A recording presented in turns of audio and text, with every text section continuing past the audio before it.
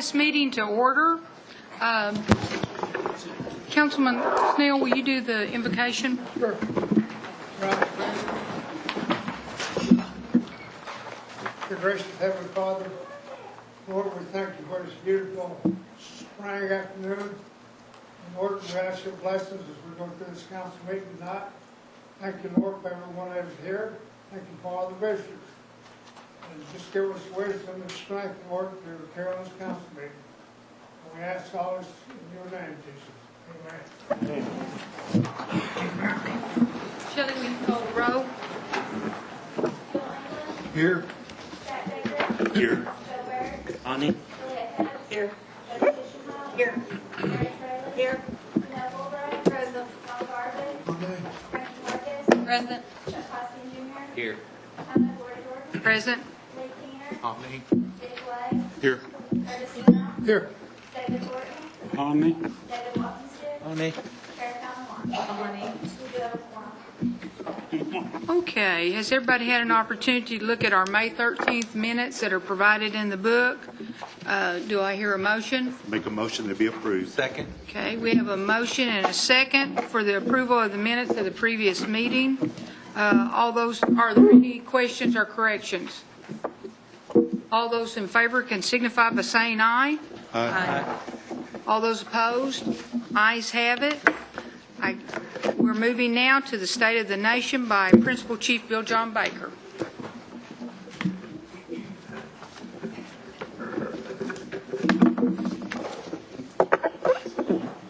Chief.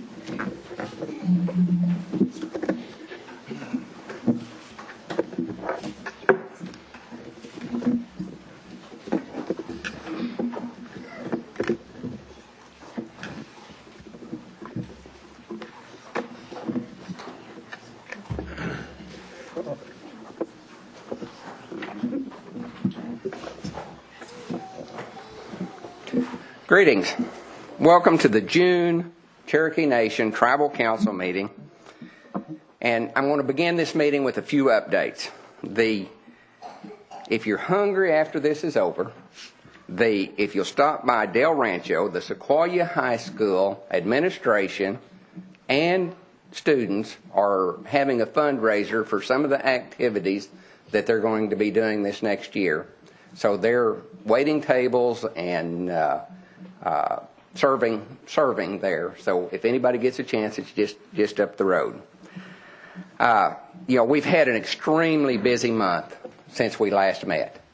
The tornadoes in Moore and Norman created quite a stir and quite a havoc, and that roller coaster ride of thinking we lost all those babies, and then we just didn't lose as many, and they were really in disarray. We called immediately to see how the Cherokee Nation could be of help to our neighbors in that part of Oklahoma. And there was a few days there where they says, "Hey, stand down. We don't have enough room. We've got volunteers have come out of the woodwork," and so they had us stand down for a few days. Well, the story goes that Norman, that OU provided a building to have a warehouse to take the water and take the food and take the supplies that were really needed for this cleanup and to help these people in the shelters and all. And apparently it was a disaster, literally. And so they finally says, Cherokee Nation, can you send a crew? And our emergency management system set it up. We sent some folks from C&B, some folks from the Cherokee Nation that are experts in handling food, handling supplies, handling large amounts of things coming into the casinos and different projects. They were up there like 3 days before they had this warehouse that was in total disarray, had it palleted, had it numbered, had it in a workable, usable situation, so that the churches and folks that needed these supplies could come in and it was all organized. Well, the state sent word that they want to do an MOU with the Cherokee Nation so that in these disasters that we can send our team of experts to help get the thing going quicker and better than apparently the state was able to do. So if we could, for all those volunteers, those hard workers, CNB, Cherokee Nation, if we could give them a big round of applause.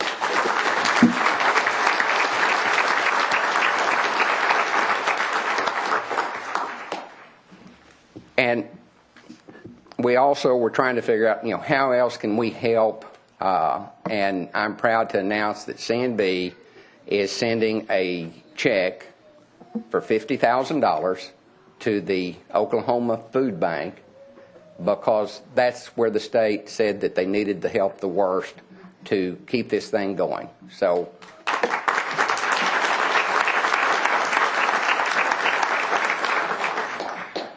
this month we sent off some young, bright, strong Cherokee warriors on the Remember the Removal ride. It's a three-week journey covering 950 miles that the Trail of Tears, one of those routes. These kids are growing spiritually, physically. They're bonding as a family. We've seen it in the past with other Remember the Removal riders, but they're in Illinois tonight. They're doing 60, 70 miles a day on these bikes, and there's a Facebook link that you can go to and kind of follow their progress. They've got 300 pictures already online that you can see what they're doing, the places that they're going. They're learning a great deal of history. They're learning a great deal about what it is to be a Cherokee, and we're just so proud of them. Like I say, it's a 3-week journey, and so if you would please give your prayers and your thoughts to these riders. The Heritage Center just had their opening of the new village. It's you really need to take the time to go over and go through it. 50 years ago they built this village, the old ancient village. But in 50 years we know so much more about our history, our culture, the excavations of that the Eastern Band was able to do when they built their new high school to really it was close. But now we've got it right to where they've got the town set up just perfectly, now knowing that we had round houses and long houses, a summer house, a winter house. It's really a neat opportunity, and thousands of Cherokees and non-Cherokees alike will be able to visit the Heritage Center and see what it was like in the 1700s, 16 and 1700s, in a Cherokee village, and I think it's going to be something really, really special. This is not original. It was a story that Dan Threlkell put on his web page, but he said that his wife says, Dan, we're going to go to the Heritage Center. We want to go through the new village. They've just opened it up. It's a wonderful place to go. And he said that they were there, and one of the female tour guides was telling them all about Cherokee history, Cherokee culture, the roles of Cherokee men, the roles of Cherokee women.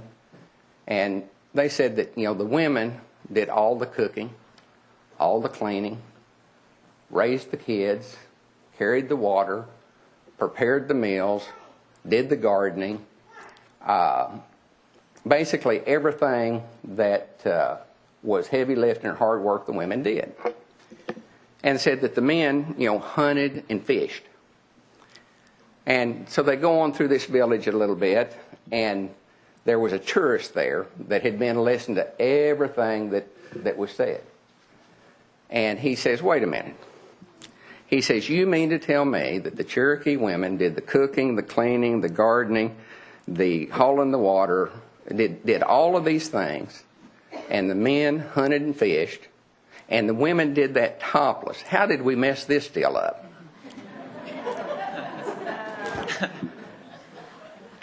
But anyway, you can go and you won't see them topless, but you'll get a good idea of what Cherokee life was like at the Heritage Center. We've also signed an MOU with the U.S. Department of Agriculture to explore the possibility of a red meat processing plant here in the Cherokee Nation. We've got lots of Cherokees that are farmers, ranchers, that raise hay, that raise cattle. But right now, if you're a cattle producer, you take your cattle to the sale barn, you sell them, they ship them off to Kansas, they fatten them, they process them in Iowa, and then we pay to truck the meat back to Oklahoma. We're a major producer of cattle. We don't know if it's going to be economically feasible, but the USDA is interested in getting capacity in the Cherokee Nation, and we're always interested in building capacity, creating jobs for our people, and giving our producers the opportunity to make more money in their operations. So hopefully it'll pan out, but we will be working with USDA to see if that's a possibility. I'm proud to say that we opened a bridge in Rogers County where we helped with a $1.6 million project to open up a bridge that was not only dangerous for car wrecks, it was prone to flooding, and it's going to save a lot of people a lot of time by not having to divert around this highway. Saturday, we went to the Cherokee Courthouse, Supreme Court or the Courthouse Square, and the John Martin family had a celebration and placed a monument to Judge John Martin. He was the first Supreme Court Justice of the Cherokee Nation in Oklahoma in Indian Territory after the removal. He had a long and storied history with the Cherokees, with many, many capacities of leadership, both in Georgia, in Tennessee, and then in Indian Territory. They had about 200 family members that came to the square to have this memorial, have this celebration, and I wish more of you could have participated and met these fine folks from all over the United States that came in and just had a really, really good weekend in Tellico, Oklahoma, the capital of the Cherokee Nation, honoring their elder that was so instrumental. Sunday, I was able to go to Grove, Oklahoma. The Walmart had their fishing tournament, and I'm here to proudly proclaim that Jason Christie, a Cherokee from Tellico Park Hill area, won first place and a check of $125,000.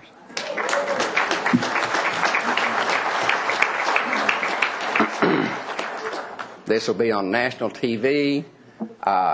It showcases the Grand Lake of the Cherokee.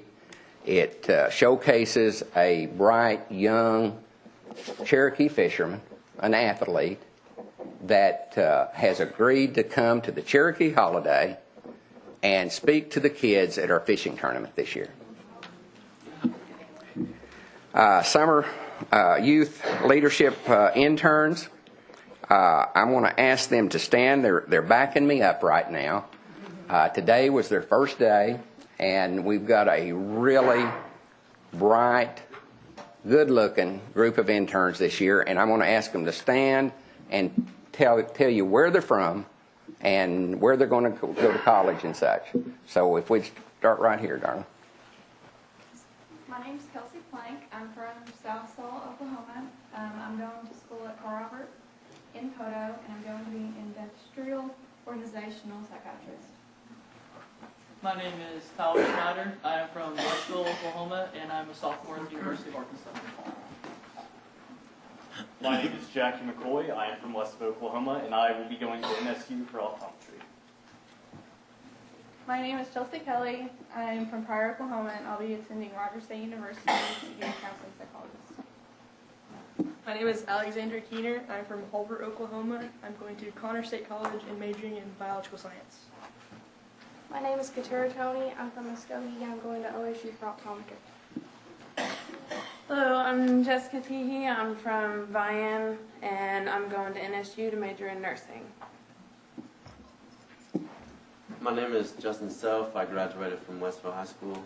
I'm going to NSU, and I plan on going into the medical field. My name is Holly Wofford. I'm from Kansas, Oklahoma. I'm a sophomore at NEO, majoring in athletic training with a minor in education. My name is Megan Blevins. I'm from Tahlequah, Oklahoma. I'm going to NSU in the fall, and I want to go into the medical field. Hi, I'm Sierra Christie. I'm from Tahlequah, Oklahoma, and I will be going to NSU to be an OB nurse. My name is Dylan Gord. I'm from Keys, and I attend the University of Oklahoma, and I'm majoring in geography. I'm Rachel Kirtle. I'm from Park Hill, and I'll be going to NSU to study veterinary medicine. I'm Morgan Anderson. I'm from Tahlequah, Oklahoma, and I'll be going to OSU to major in agriculture and communications. My name is Cheyenne Roach. I'm from Tahlequah. I'm a sophomore at NSU, and I'm going to school to be an occupational therapist. Let's give them a big round.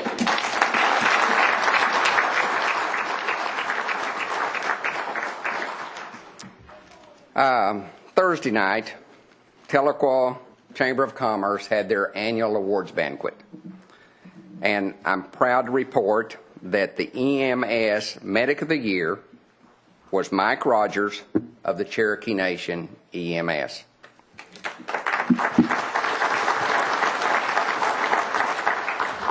The Heritage Award for the Tahlequah Chamber of Commerce was awarded to Cherokee Nation's Talking Leaves Job Corps for their community service.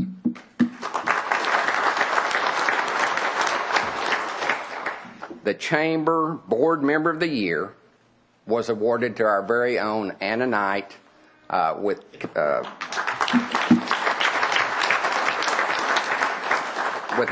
Commerce Department. And the Jack Kaufman Community Service Award was given to my very own mother, Dr. Isabel Baker.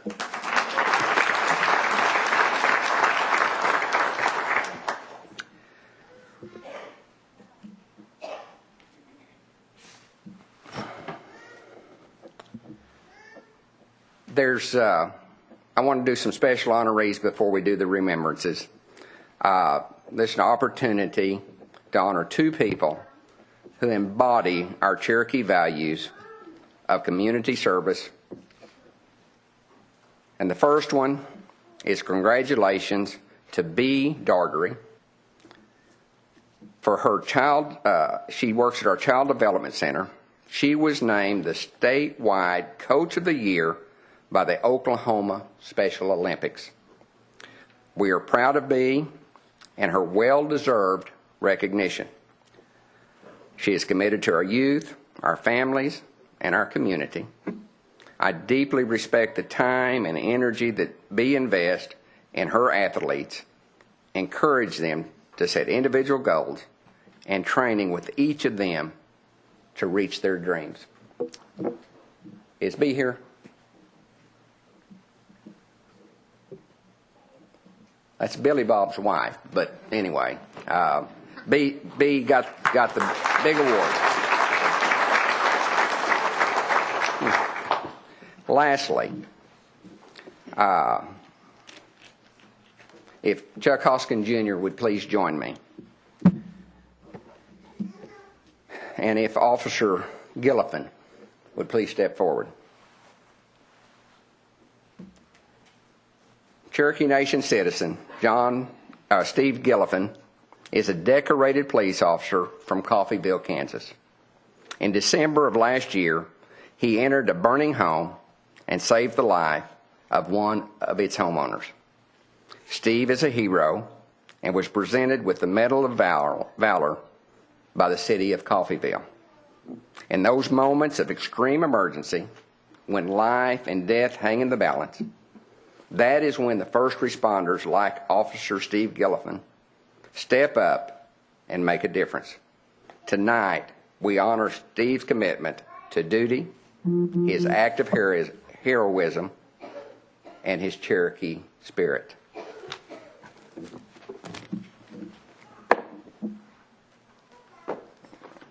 You want to say anything? Well, Steve's a great constituent of mine, and his family's here. Let's introduce him. Okay. My wife, Stephanie, and son, Brandon, and Katie. Chief, anybody that knows Mr. Gilfillan is not surprised at his heroism. I'm sure proud of Steve. This medal is presented to you.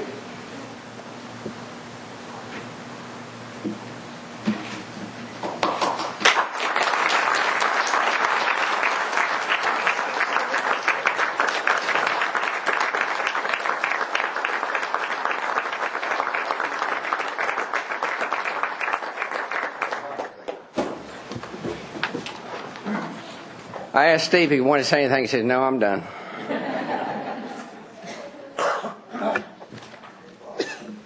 Now, if we could, let's go to the part of the program that where we honor our friends and neighbors and elders and Cherokee citizens that were with us last month that are no longer with us. We have Randy Twist from Elk City, California. Randy was an active in the California Native Chamber of Commerce and a key member of the Cherokee Nation at-large community of Northern California. Martha Vaughn from Salisaw. She served the Cherokee Nation as the tribe's first Indian Child Welfare Director. Dolphus Blevins of Grove, Cherokee speaker, Baptist minister, did a great deal for the community in northern Delaware County.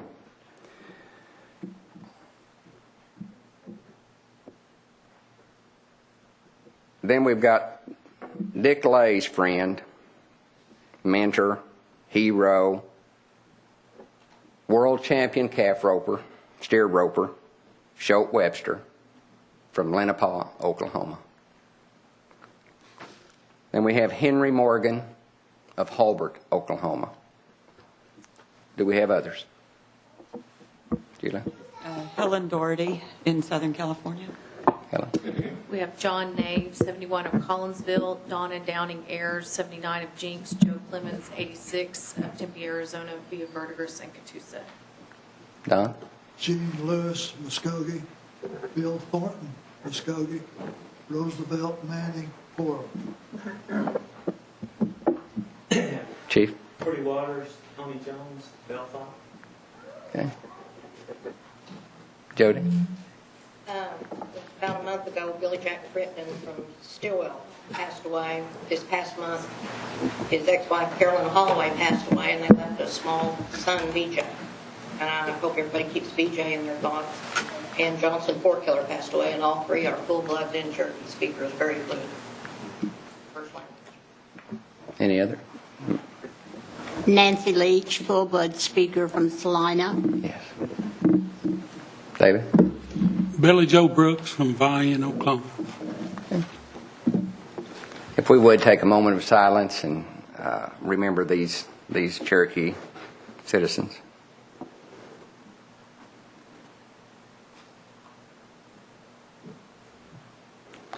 Well, that concludes the State of the Nation and Chief Baker, could you stay at the podium for just a second? And Jackie White of Johnson OMalley has a presentation for the tribe.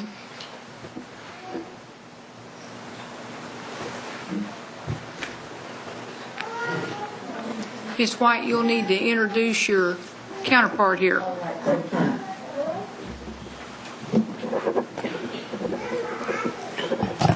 Good evening, everyone.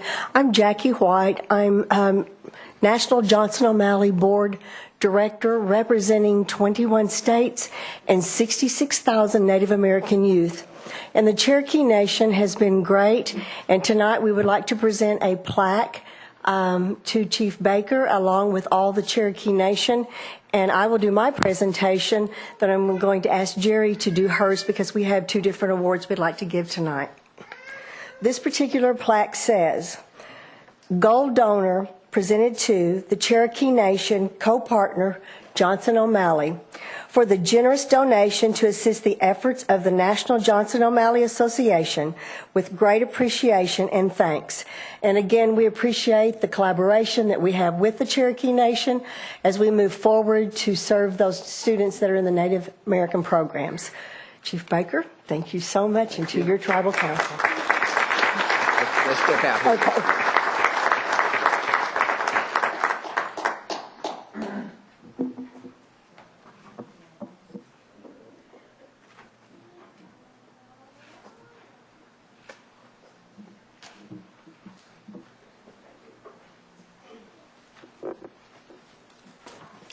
Good evening. My name is Jerry Brandon. I'm Muskogee Creek. I'm a national representative for the Johnson OMalley program for Region 3, along with Jackie White.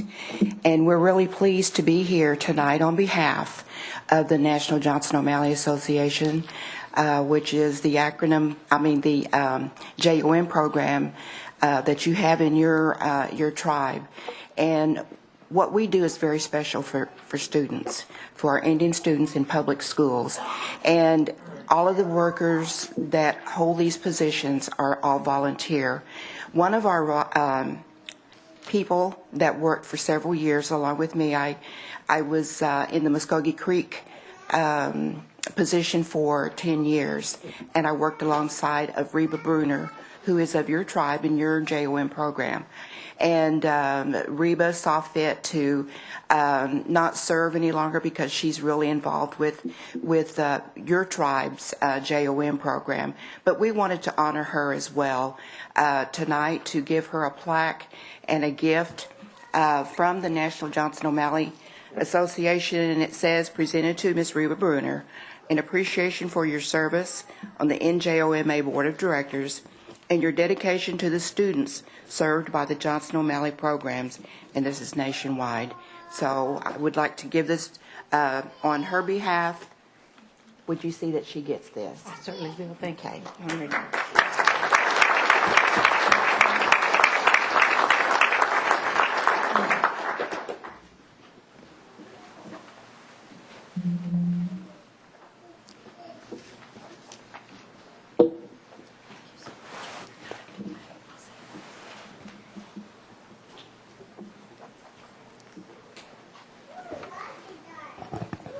Thank you all.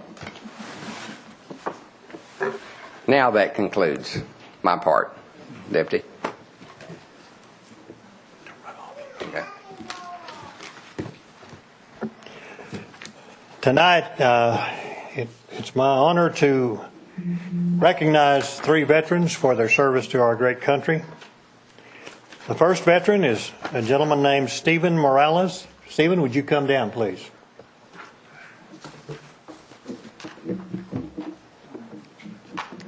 Stephen was born in Lake Village, Arkansas, and grew up in Hubbard, Texas. And before I get too far in this, he still lives in Arkansas, so if Councilors Jack Baker and Julia would come down and help with this, we'd appreciate it.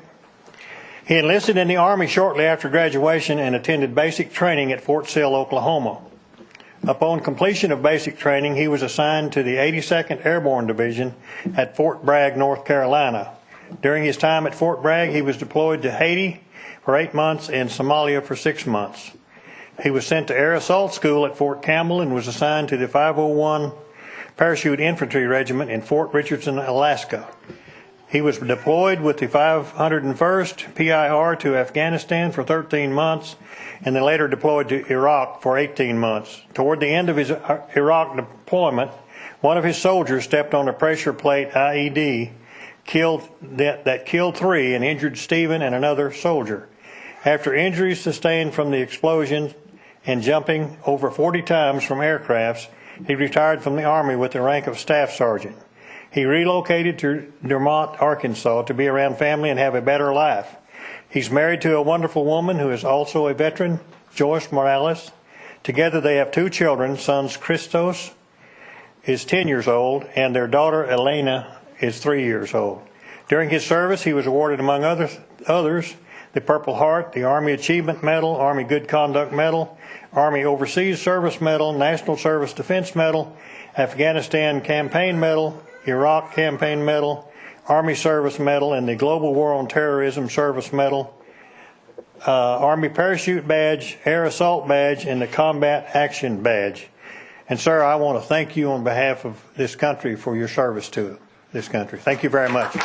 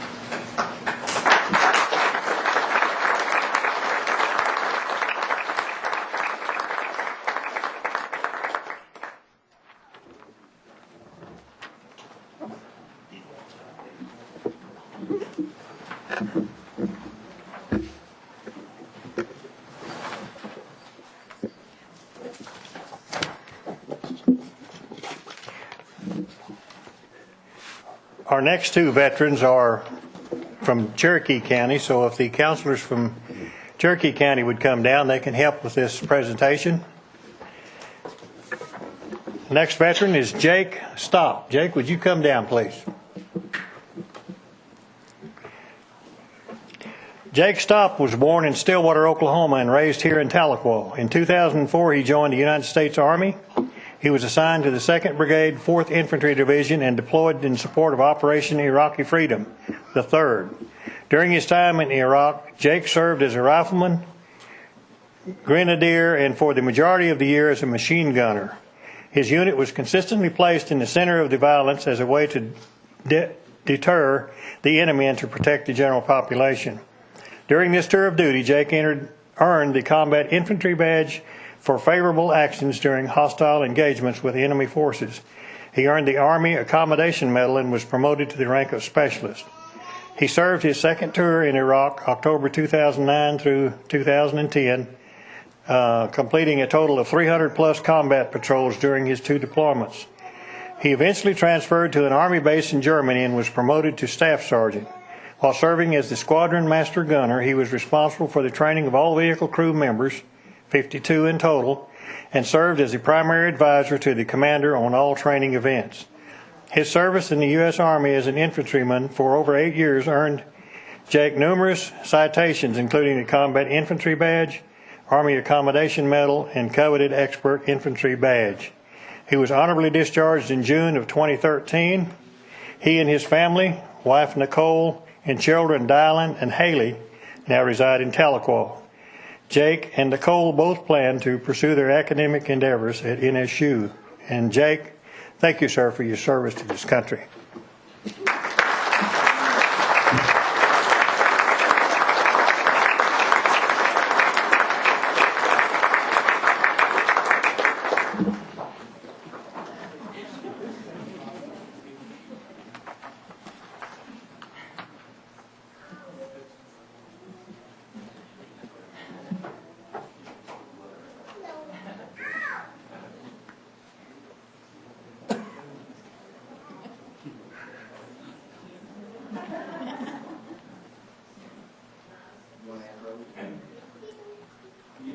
Wait a minute.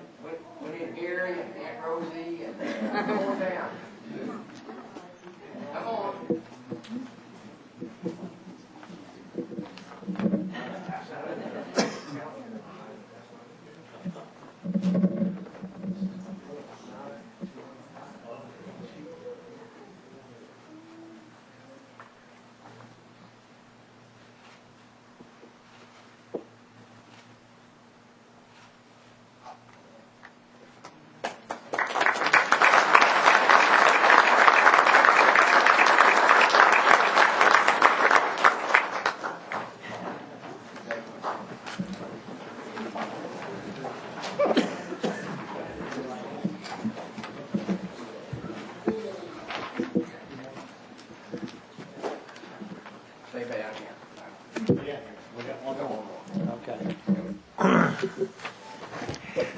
Last but not least, our next veteran is Mr. Donald Van. Donald, would you come down, please?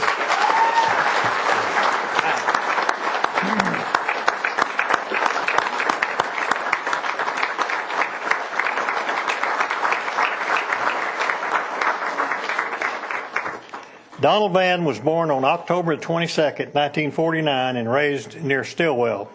He volunteered in June of '68 for service in Vietnam and was assigned to the 1st Cavalry Aviation Division in December of 1968, serving as a door gunner with the 1st. On the 9th of November 1969, after intensive ground fire, his helicopter returned to base and crash landed in the field. Donald and his crew chief survived. Injured, he was sent back to the States and recuperated in a base hospital at Fort Sill, Oklahoma. Donald was then accepted into drill instructor school at Fort Bradley. After graduation, he returned to Fort Hood, served 16 cycles as a drill instructor. He was honorably discharged in March of 1973. During his service, he was awarded the Purple Heart, National Defense Medal, Good Conduct Medal, Vietnam Campaign, and the Republic of Vietnam Campaign medals. As a painter, he sold his first work at the age of 11. Donald credits Neil Morton, his junior high school principal, for helping him become a true artist. He was also helped along the way by people such as Nettie Wheeler and Jerome Tiger. He draws his greatest inspiration from the earth, sky, and the rhymes of nature, and his paintings are sold in galleries around the world. Donald currently lives in Tahlequah, says he has had a good life and been able to share it with friends and family. And Donald, thank you, sir, for your service to this country.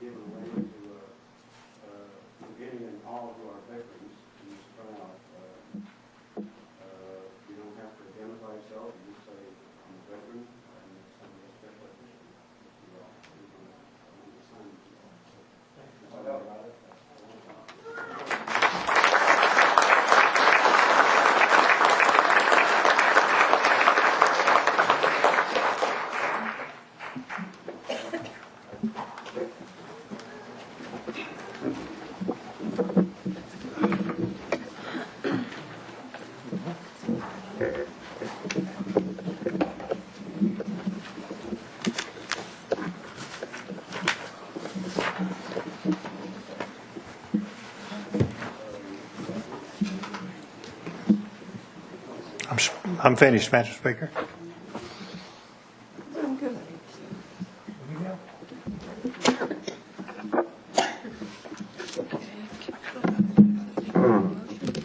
Madam Speaker, this time I make a motion to amend the agenda to add the resolution from Community Services Day, resolution authorizing the completion of 10 projects to the TIP program funding list. With that, I make a motion to amend the agenda. Second.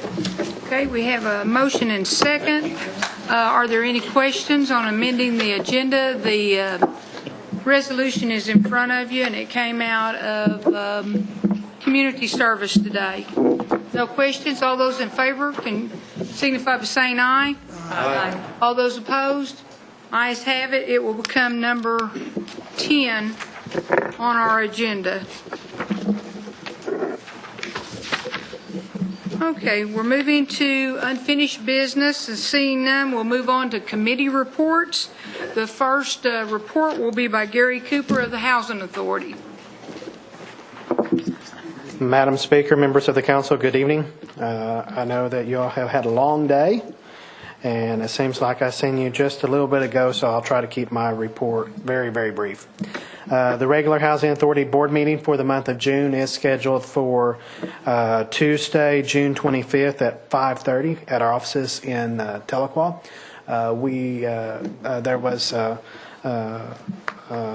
a conflict with a couple of board member schedules for both June and July, so those have been moved to the fourth Tuesday of each month for June and July only, rather than the third Tuesday. Beginning on July 1st, we will once again begin accepting applications for our college housing program. As soon as I expect probably the end of this week, I'll be forwarding those applications over to you, so you can disperse out to any of your constituents that you would like to. We will also make sure that those are available on our website, on Cherokee Nation's website, and anywhere else we can get those out to.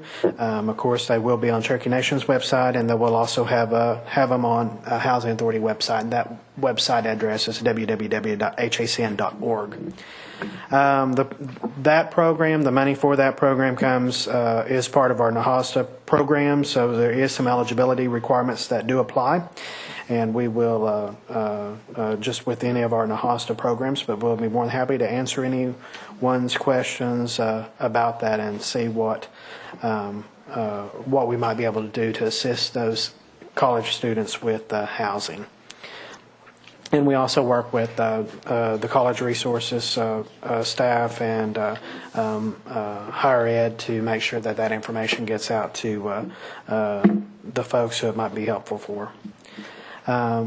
We continue to assist a number of families with our Community Shield Insurance program that we offer in conjunction with AmRand.